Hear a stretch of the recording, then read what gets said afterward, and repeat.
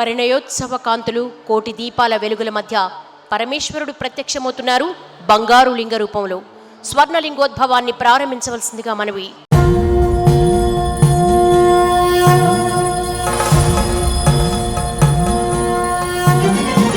ब्रह्ममुरारिसुरार्चितलिङ्गं निर्मलभासितशोभितलिङ्गम्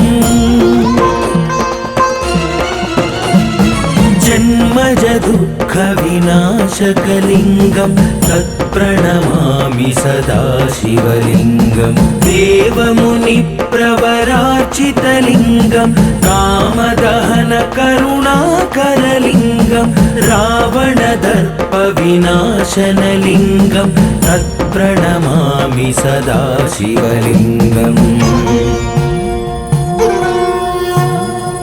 सर्वसुगन्धसुलेपितलिङ्गं बुद्धिविवर्धनकारणलिङ्गं सिद्धसुरासुरवन्दितलिङ्गं तत्प्रणमामि सदा शिवलिङ्गं कनकमहामणिभूषितलिङ्गं फणिपतिवेष्टितशोभितलिङ्गं दक्षसुयज्ञविनाशनलिङ्गं तत्प्रणमामि सदा शिवलिङ्गम्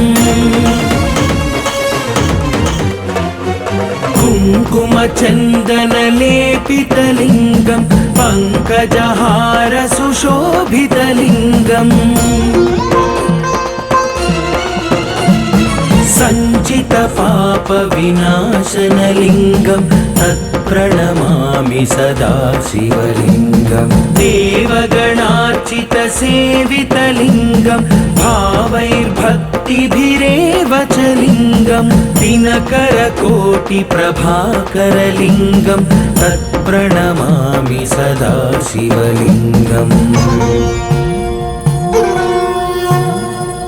अष्टदलोपरिवेष्टितलिङ्गं सर्वसमुद्भवकारणलिङ्गम् अष्टदरिद्रविनाशनलिङ्गं तत्प्रणमामि सदा शिवलिङ्गं सुरगुरुसुरवरपूजितलिङ्गं सुरवनपुष्पसदार्चितलिङ्गं परात्परं परमात्मकलिङ्गं तत्प्रणमामि सदा शिवलिङ्गम्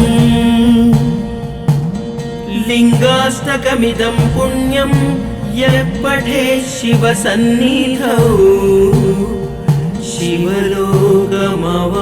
शिवलोकमवाप्नोति शिवेन सह मोदते